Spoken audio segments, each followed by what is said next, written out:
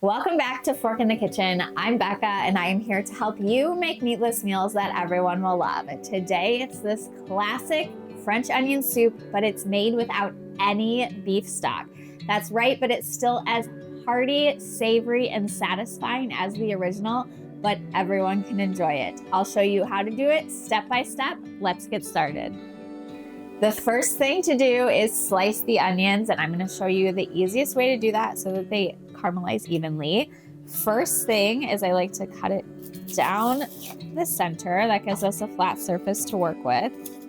And then on each half, slice off the top and the root. And then peel the outer layer off. And then you'll slice it lengthwise, so in the direction that the onion is rounded. This just gives you the most even slice so that they caramelize at the same rate. To make this process more efficient, I recommend doing each step for all the onions. So I've cut them all in half, I'm cutting the root ends off, and now I'll peel them all and then I'll slice them all. And that just makes sure that you're not switching between tasks, which takes a lot longer. Of course, I'm gonna have garlic and use my favorite garlic press. So just squeeze it on in, the whole clove and everything. You don't even have to remove the paper.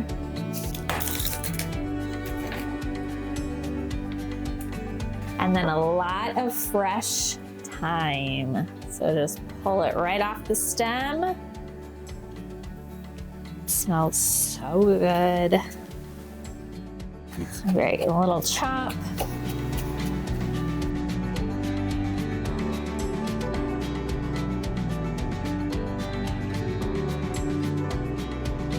The butter's melted in the pot, so now it's time to add all of our onions. Along with them, add a generous pinch of kosher salt. This will help them start to soften. Give them a good stir. It's a lot. Coat them with the butter as much as possible. And you can break them apart as you stir them. Okay, let them cook on like medium high for 5 to 8 minutes, somewhere around there, and then we'll reduce the heat to medium low and let them really caramelize long and slow so they develop the best flavors.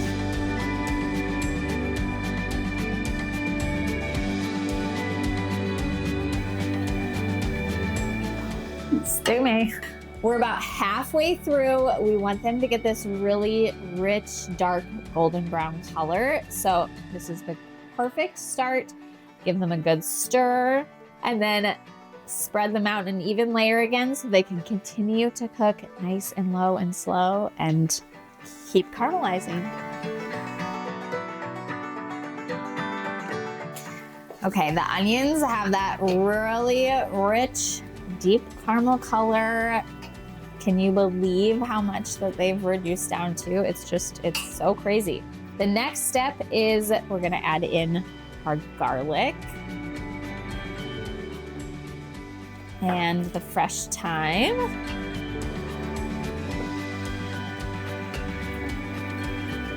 I'm gonna add a pinch of salt too. And then deglaze the pan with red wine. I'm actually using vegetable stock today, so if you don't want to use red wine, you can use a little stock.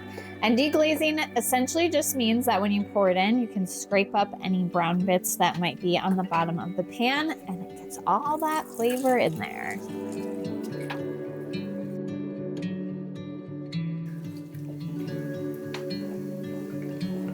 Let this just cook down for a minute. Oh my goodness, it's already smelling so good. Add in a bay leaf. All right, so 8 cups of stock are gonna go in. Let this simmer for about 20 minutes and those flavors will really develop.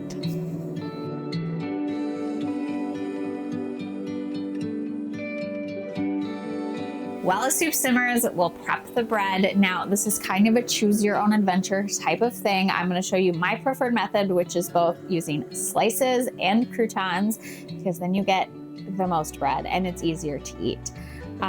So take your baguette and we'll start with the slices. So I'm gonna slice it just like I would for crostini, a little bit on the bias or diagonal.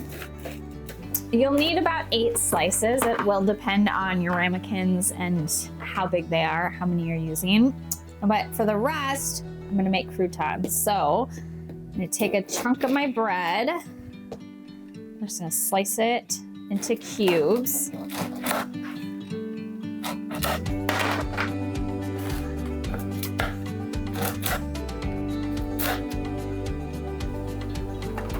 All right, so we've got both of those set. Now we'll drizzle with a little bit of olive oil.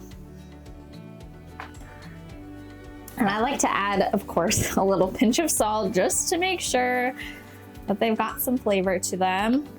Toss it to coat. And zhuzh these around.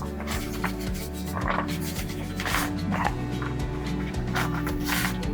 Now we'll pop them in the oven until they're nice and toasty.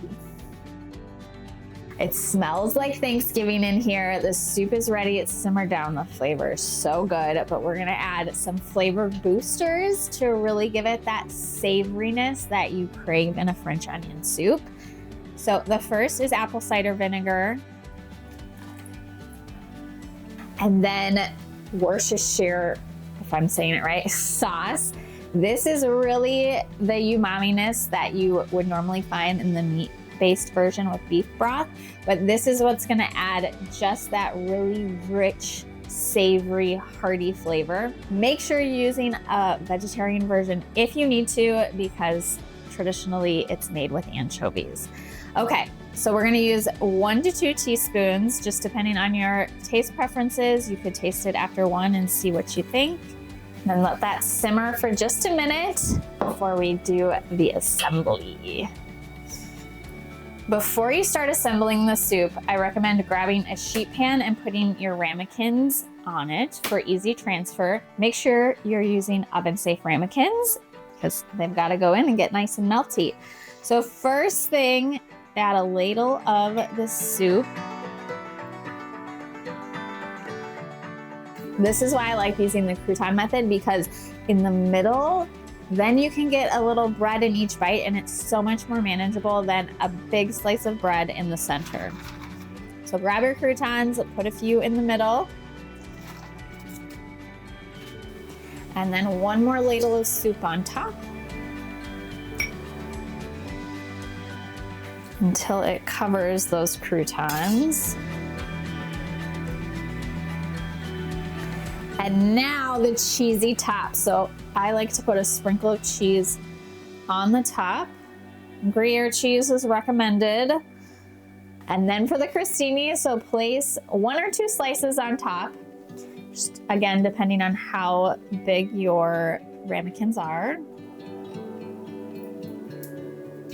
And then top with cheese, more cheese. Beauty of this soup. They're ready for the broiler, so pop them in the oven. Watch them closely so the cheese gets nice and melty, but make sure that it doesn't burn.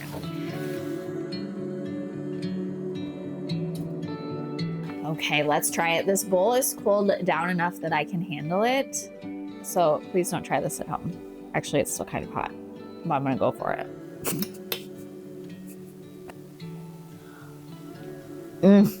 Oh my goodness. Those onions are caramelized so perfectly. They're sweet and savory. And then I got this bite of crouton in the center. And the cheese, the melted cheese, you cannot go wrong. It's so savory. The flavor is just out of this world comforting. Trust me, you will not miss the beef stock in this recipe. I will see you back here next week for another meatless meal that everyone will love. And until then, happy eating. So good. Okay, I just had to get it out. It's like the onions give me inspiration. And then, okay, let me just start over.